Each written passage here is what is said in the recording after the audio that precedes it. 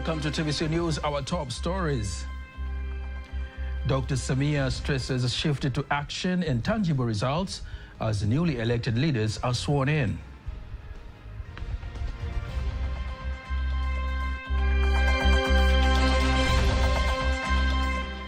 Universities and industries meet. Vice President issues directives to boost employability.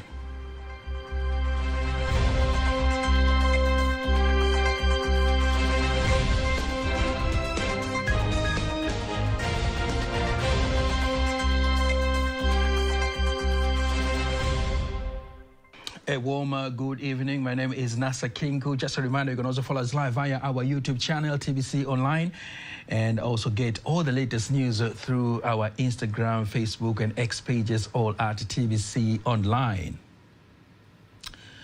President Dr. Samia Suluhu Hassan has instructed newly appointed leaders who have been sworn in today to align their work with country's development vision, DIRA 2050. She issued the directive during the swearing ceremony at the State House in Dar es Salaam, explaining the recent leadership reshuffles are intended to strengthen government performance and meet public expectations and needs. Here are more details. Following recent appointments done by the President of the United Republic of Tanzania, Dr. Samia Suluhu Hassan, today the newly appointed leaders are being sworn in. Mimi, Donald Wilson Msengi, naapa kwamba nitakuwa mwaminifu kwa Jamhuri ya Muungano wa Tanzania. Then followed oath of public service ethics.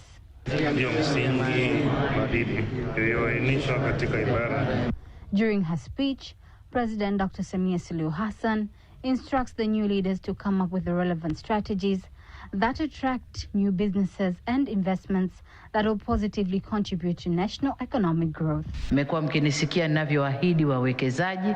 You have been hearing the promises I have been making to investors, and you have seen the growing interest of investors coming to Tanzania.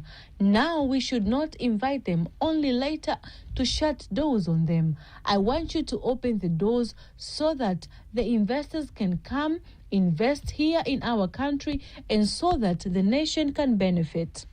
During the swearing-in ceremony, Dr. Samia says she'll continue to nurture and develop the talents of her assistants so that they can continue to serve the public. Wengi niliowalea na watoa na wapa posti, nendeni kafanyeni na sukuma vipaji mbele. Many of the people I have mentored, developed, and appointed to position, I send them out to go and work. I am pushing talents forward. Here are some of the leaders that I have nurtured. There is Blandina, whom I appointed to Planning Commission, and I am informed that she is performing well. This is my job, to nurture and produce good leaders. Regional commissioners are also instructed to ensure security in strategic regions. Sasa maelekezo yangu kwenu wakuu wa mikoa, Kanali Yahya Ramadhan Kido.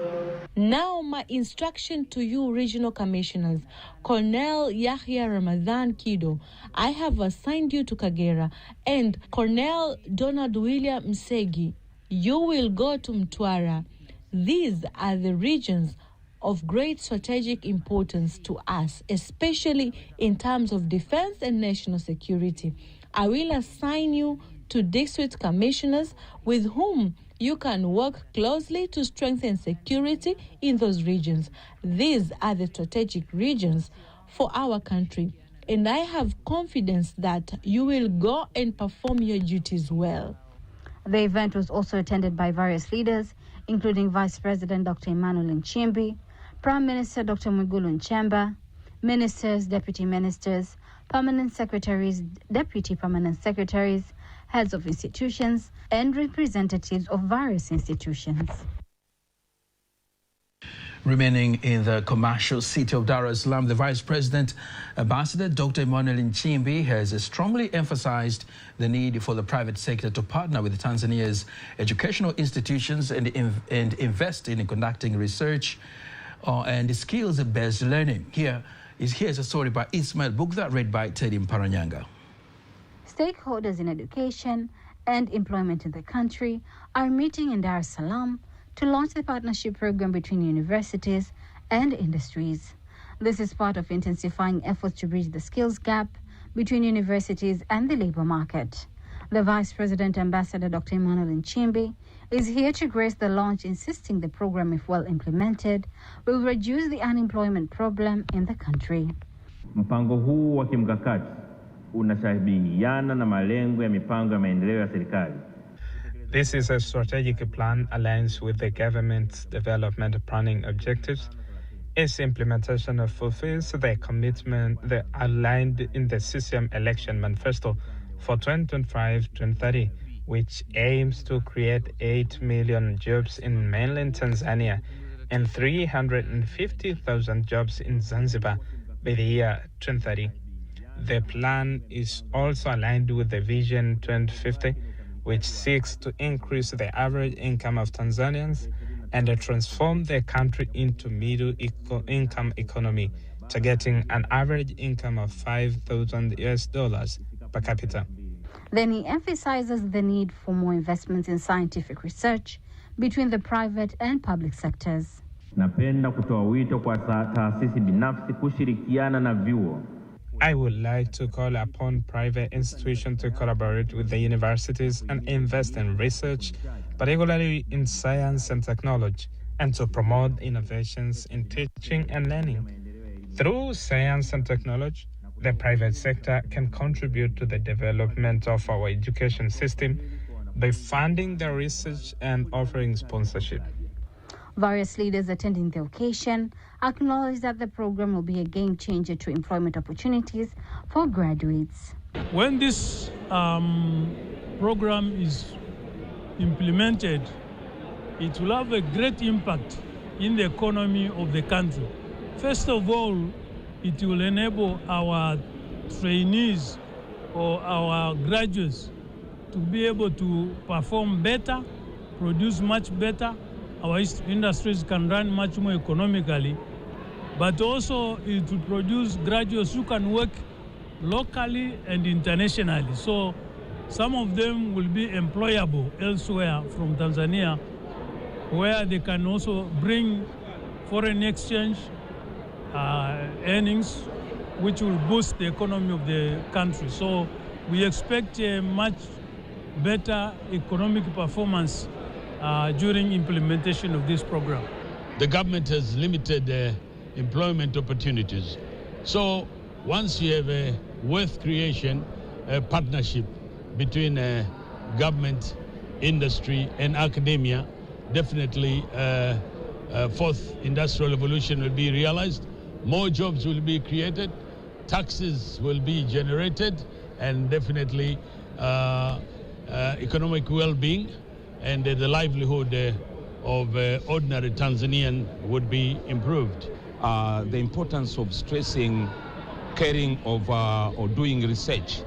And what kind of research we are talking about is a research on a follow-up on the graduates, people who graduate.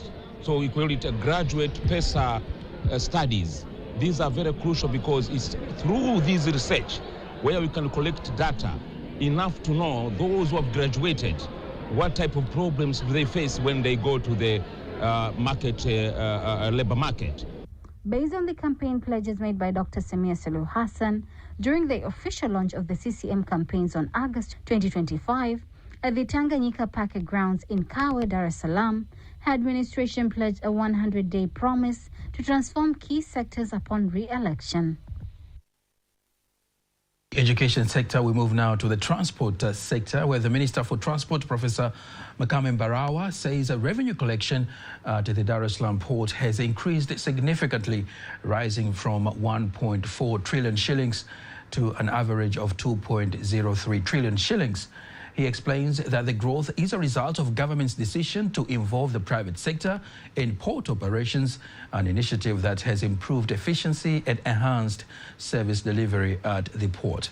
Speaking to TBC News after the official visit to the Dar es Salaam port and the Kurasini EPZA area, Professor Mbarawa emphasized that stakeholders have agreed to ensure that the container storage project at Kurasini EPZA is completed within this month so as to reduce congestion at the port. We are here at the port of Dar es Salaam first to see the opportunities which we have created at the port of Dar es Salaam, also challenges which are here in Port of Dar es Salaam. The first thing we have seen, there is a huge improvement of the quality services at Port of Dar es Salaam. 5 years or 2 years ago, the normal capacity of Dar es Salaam was handled around 700 to 800 TEUs. Today, we are going to, this year, basically, we're going to make 1.3 million TEUs, 1.3 million containers. That is only container. I'm not talking about loose cargoes. This is a big improvement. Normally, it can't happen like that. That is first. Secondly, there's a big change, especially in mindset in our work. TPA themselves, they have collected a lot of money. Before, per year, we are used to collect around revenue around 700 to 800 billion. This year now, we're going to 1.4 to 1.6 trillion, double. This is not easy. This is a game changer, in fact. But there's also challenges. The first challenge is, it is crowded everywhere. There is a lot of containers everywhere. And that if we are going to allow this type of thing, the performance will go down. And we don't like to allow this type of things. Why the government have come up with a number of initiatives. The first one is to build EPZA. EPZA is a storage to store containers. From the port is going to EPZA, which is a port extension, is a part of the port. Secondly, we're going to increase a number of locomotives. Currently, we have got only one locomotive. We decided from today, 2 days from today, maybe 15th of February, we're going to increase up to 5 trains or 5 locomotives a day. This will make a big difference at our Port of Dar es Salaam. So finally, I need to thank all the stakeholders. They're working very hard until we achieve here. Also, we want to thank Her Excellency President Samia Suluhu Hassan for pushing for investors in this country. This country will not move without investors. We need to open our mind. We need to change our thinking. We need to change the mindset. We need to invest in this country. We need to allow private sector to invest in our country. Furthermore, Professor Mbarawa reveals that the number of containers handled at Dar es Salaam Port has increased from about 800,000 to more than 1.3 million annually, which reflects the growing volume of trade in strengthening Tanzania's economy. Following the launch of the new Kariakoo market in Dar es Salaam by President Dr. Samia Suluhu Hassan, the modern facility is expected to boost trade activities, improve working conditions for traders, and enhance the service delivery for thousands of customers from Tanzania and beyond. Caroline Malewo has visited the market and has prepared the following report. For over a century, Kariakoo market has been the beating heart of commerce in Dar es Salaam, a marketplace that draws traders, farmers and shoppers from every corner of Tanzania, East Africa and beyond. Its name traces back to the early 20th century, when the British military's Carrier Corps was based here, locally pronounced Kariakoo, and over time this area grew into the city's most dynamic trading center. For generations, Kariakoo has been praised for its uniqueness. This market is an international market. We're expecting traders or businessmen from outside the country. And this has been triggered by the port or the situation or the location of Tanzania. Tanzania being allocated in East Africa with Dar es Salaam port, it brought some of the abroad countries to take their goods from here, which some of them they are buying from Kariakoo. Even in our region, let's say from Dodoma, they can come at the morning, then return back due to the SGR which has been built in this region. However, that legacy faced one of its greatest tests in July 2021, when a devastating fire tore through large sections of the market, leaving many traders displaced and disrupting the flow of business in the city's commercial hub. In response, the government of Tanzania, under the leadership of President Dr. Samia Suluhu Hassan, committed to a bold plan to rebuild what was lost and constructed a new 7-floor Kariakoo market, which costed approximately 28 billion shillings. A facility that brings together modern infrastructure, enhanced safety system, and a design that elevates traders and customers alike. which answered the cries of many business people who were affected. I'm also a victim of 2021 fire, and we have been out of the business all of that time, and most of us have been doing small business in the street. Actually, now we are happy the market is open yesterday with Honorable Samia Suluhu Hassan. For Dar es Salaam and for Tanzania, this market is more than a place of business. It is an economic engine that drives daily life. More than 20 billion is collected around this Kariakoo.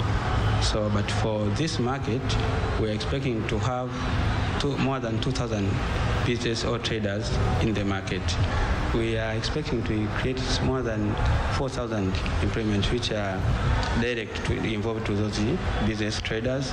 But some of the, let's say, including transportation, parking system, we are going to have some of the hospital in this building, immigration office, as you can know. The completion of this project reinforces government's commitment to urban renewal, business growth, and inclusive economic transformation. Reporting from Dar es Salaam, Caroline Maleo, TBC News. Interesting story there about the Kariakoo International Market. Now, despite having more than 120 different ethnic groups from 26 regions, Tanzanians still continue to love each other and live in unity without discrimination based on ethnic or religious differences. For our today's segment of We Are Tanzania, let's join my colleague Irene Mwakalinga from Iringa, who explores the country's higher education sector, which has attracted students and lecturers from various countries, from various regions of the country, and some from abroad.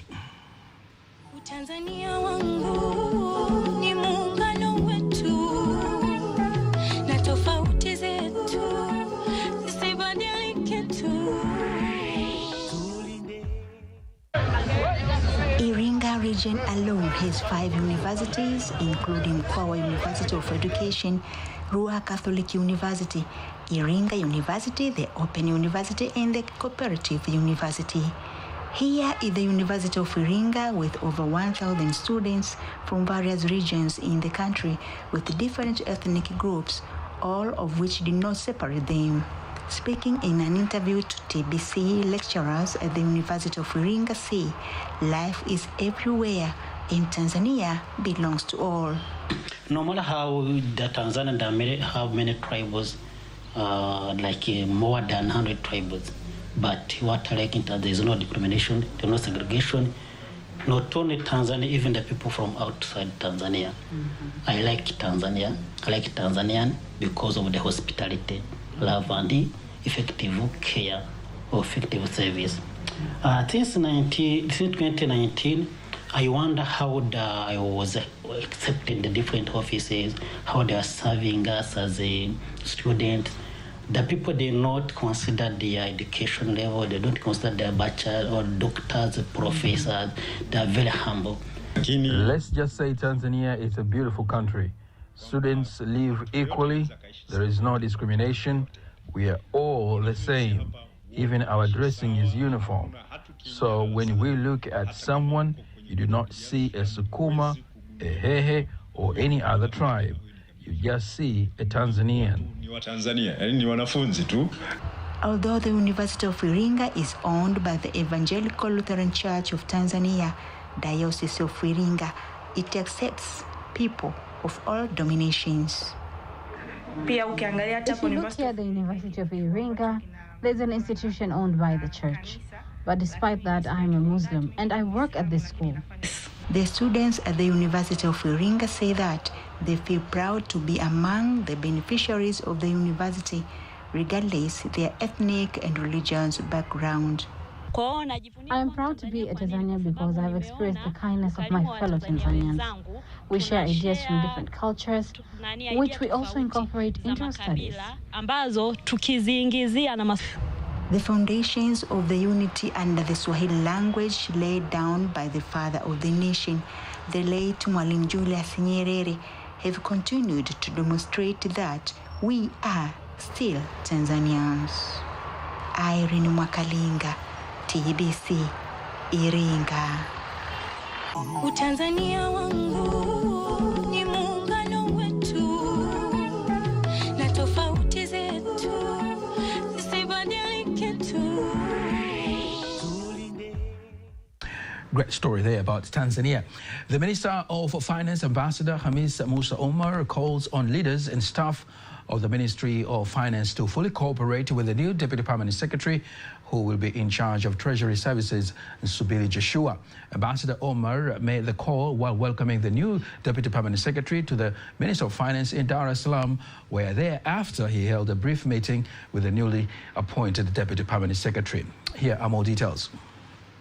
Minister of Finance, Ambassador Hamis Musa Omar, says the Ministry of Finance has a major responsibilities in managing the country's economy. Hence, teamwork and unity are among key components to the ministry's success.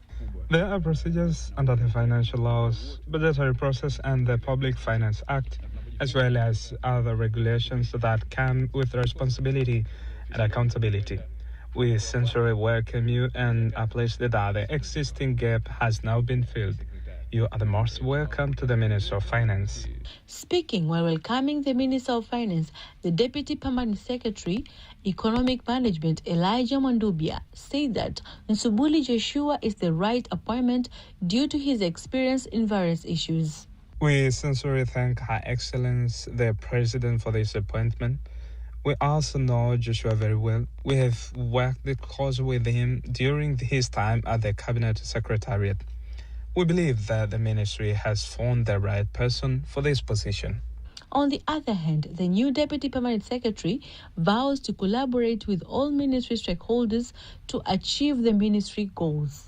I look forward to learn from you. What I ask you is your support. I'm ready to learn and ready to collaborate with everyone. Subuli Joshua takes over from Jennifer Christian Omolo, who was appointed by the President Dr. Samia Suluhu Hassan as the Permanent Secretary of the new Ministry of Youth Affairs. For many years, Africa has been portrayed through a Western lens largely focused on catastrophe, conflict, poverty and disease. However, as the continent continues to transform, the demand for more balanced and authentic narrative is growing. Viori, a Russian video news agency specializing in global news content, is now seeking collaboration with the Tanzania Broadcasting Corporation, TBC, through a continent exchange initiative that will create opportunities for local journalists to tell their own stories to international audiences. Esther Deus has more details on that story. Despite Viori working with more than 3,000 journalists across 170 countries, the importance of first-hand information remains crucial, especially in capturing the true picture of Tanzania.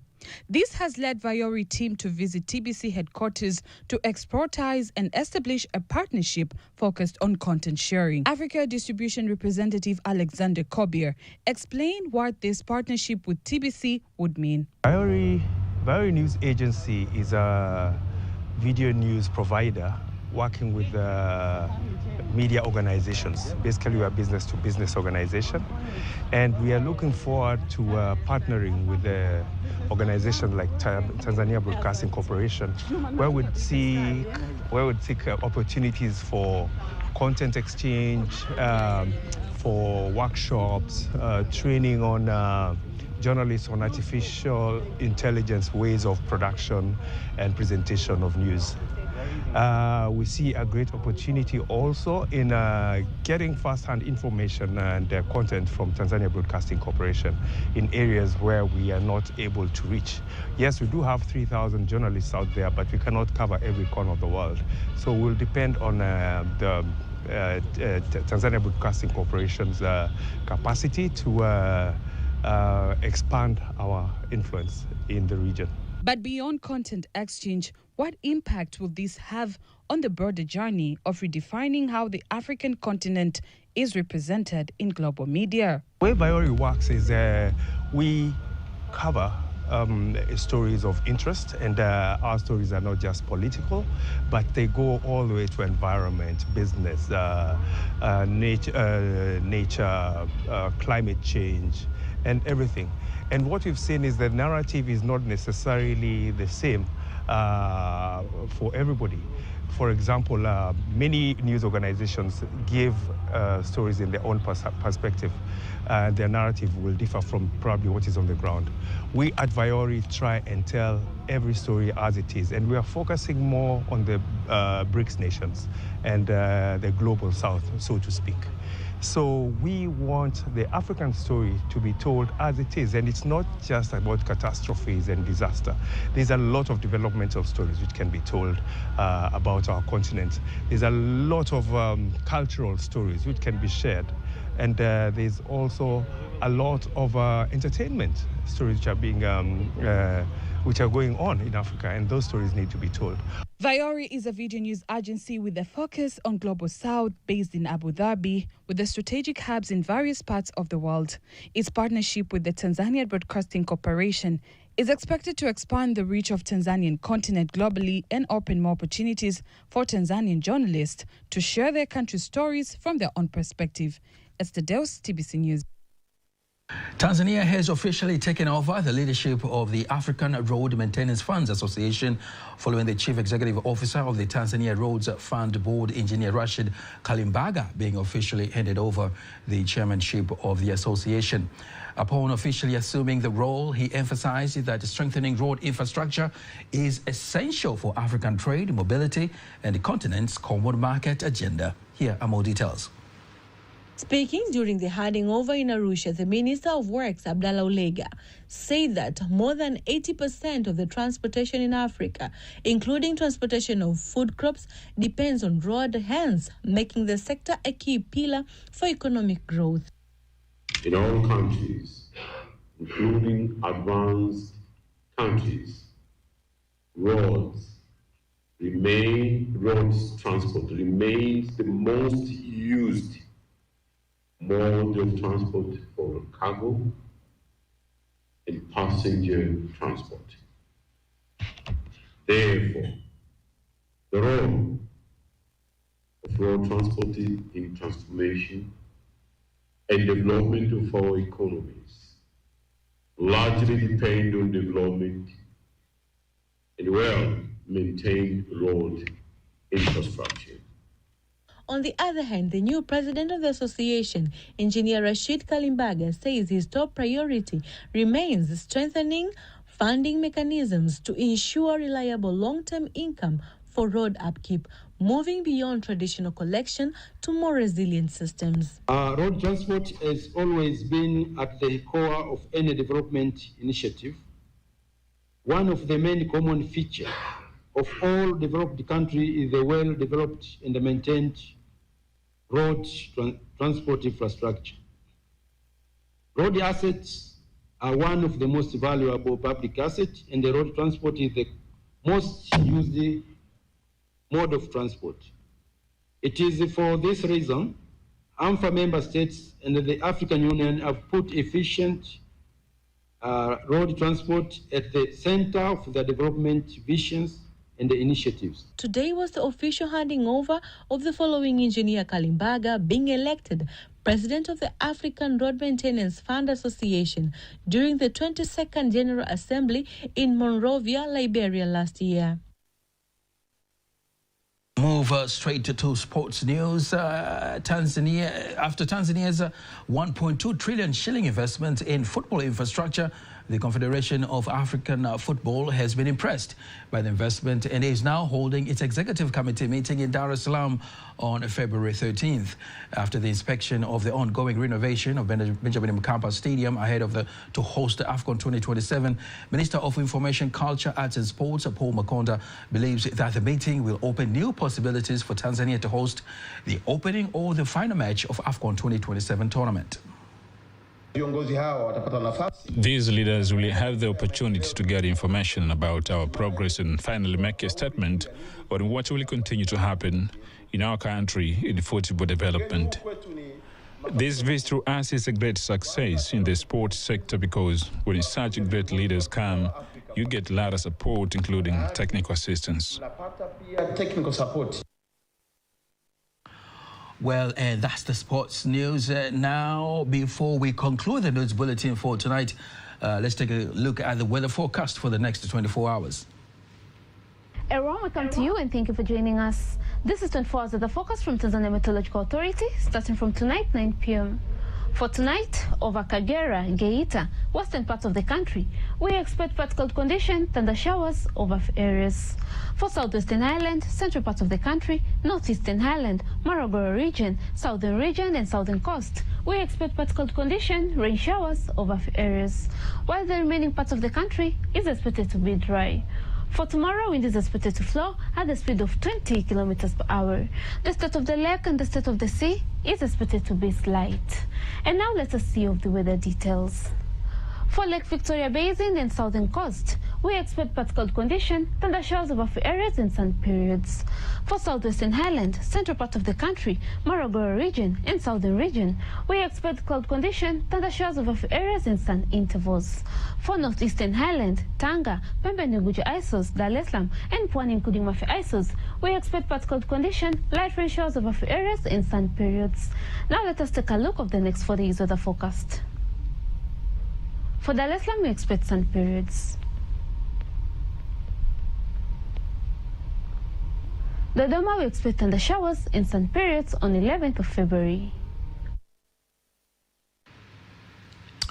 Well, and that marks the end of the news bulletin for tonight. You don't miss our next bulletin in Kiswahili at 11 p.m. On behalf of the whole team, I am Nasa Kingu.